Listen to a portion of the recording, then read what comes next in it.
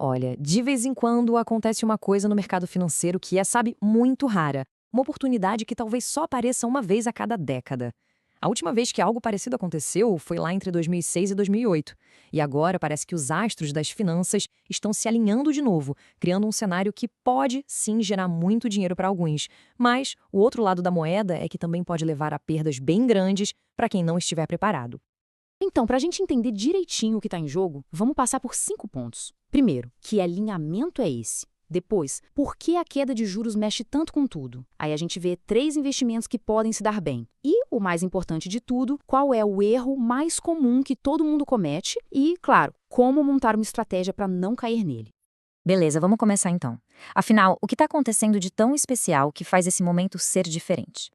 A grande questão é essa aqui, ó. A gente está falando de uma queda de juros acontecendo ao mesmo tempo, tanto no Brasil quanto nos Estados Unidos. Isso é raríssimo. A última vez que isso rolou foi lá entre 2006 e 2008. Para se ter uma ideia, naquela época, os juros aqui no Brasil despencaram de quase 20% para 11%, e lá nos Estados Unidos caíram também.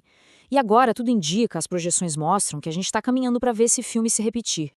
E o resultado da última vez? Bom, foi simplesmente gigantesco. A nossa bolsa, o Ibovespa, subiu, pasmem, 260% nesse período. É muita coisa. Isso dá uma dimensão do potencial que está na mesa agora. É aquele tipo de movimento que literalmente pode mudar o jogo.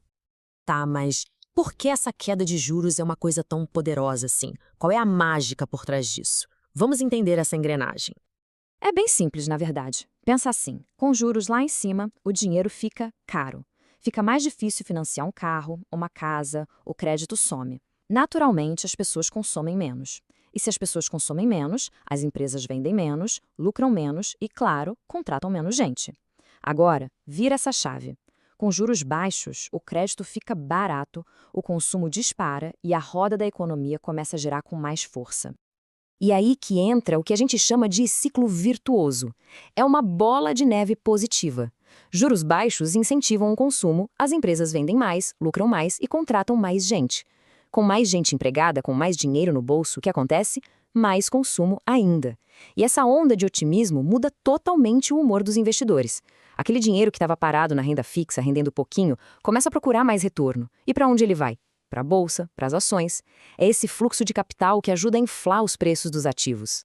Ok, com esse cenário todo desenhado, a pergunta é: onde é que estão as oportunidades? Vamos dar uma olhada em 3 tipos de investimento que tendem a se dar muito bem nesse ambiente. Basicamente, a gente está falando de ações brasileiras, ações americanas e os famosos fundos imobiliários, os FIIs. Vamos começar por casa. A Bolsa Brasileira, que, olha, já começou a dar sinais bem claros de aquecimento. Para se ter uma ideia, só neste ano a bolsa já deu um salto de mais de 30% em reais. E para o gringo, que investe em dólar, o ganho foi ainda mais impressionante, 44%. Isso porque, além das ações subirem, o nosso real também se fortaleceu. E a grande questão é, será que a festa já acabou? A história mostra que talvez não. Em 2016, por exemplo, num cenário parecido, a bolsa subiu 50%. Isso antes dos juros começarem a cair para valer. O mercado se antecipa. E não é só achismo. O mercado financeiro, os peixes grandes já estão de olho. Bancos gigantes, como o Morgan Stanley, por exemplo, já estão falando em Ibovespa a 200 mil pontos, justamente por causa dessa expectativa de juros mais baixos. Beleza, agora vamos cruzar a fronteira e olhar para a segunda grande oportunidade, as ações americanas. A lógica por trás é exatamente a mesma. Juros caindo por lá também dão gás para as empresas americanas. O S&P 500, que é o índice das 500 maiores empresas de lá, olha só que performance. Entregou 87% de retorno em dólar nos últimos 5 anos. Isso dá uma média de mais de 13% ao ano, em moeda forte.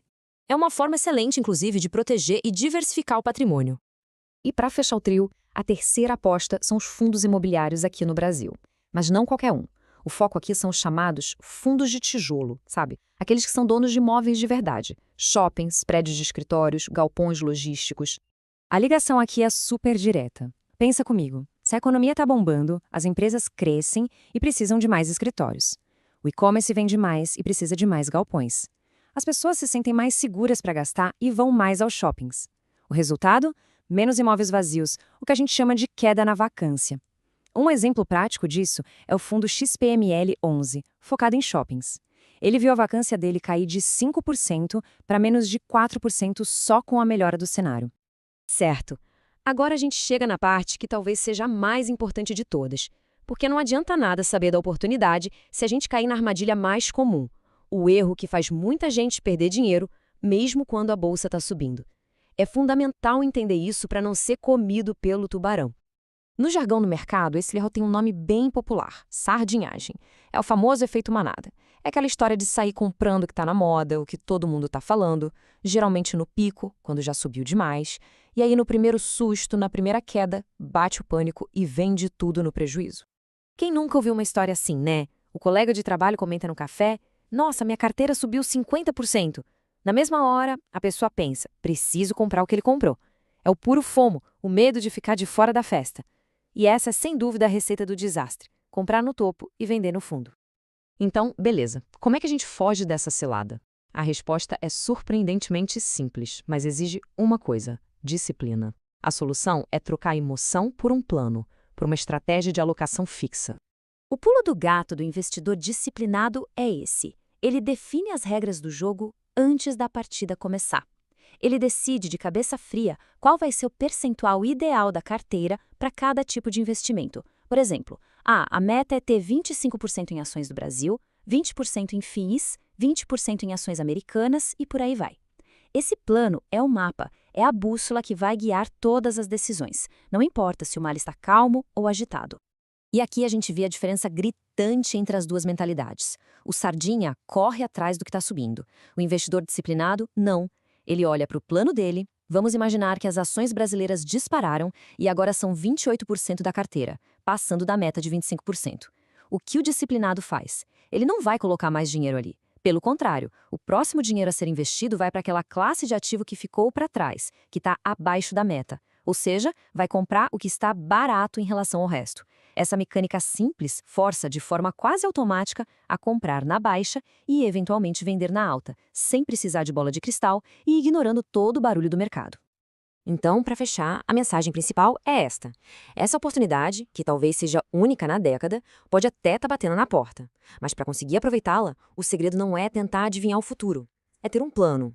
A grande questão que fica no ar é: o jeito de investir hoje é baseado em uma estratégia, em um plano, ou é só seguir o que a multidão está fazendo? A resposta para essa pergunta é o que, no fim das contas, vai definir o resultado lá na frente.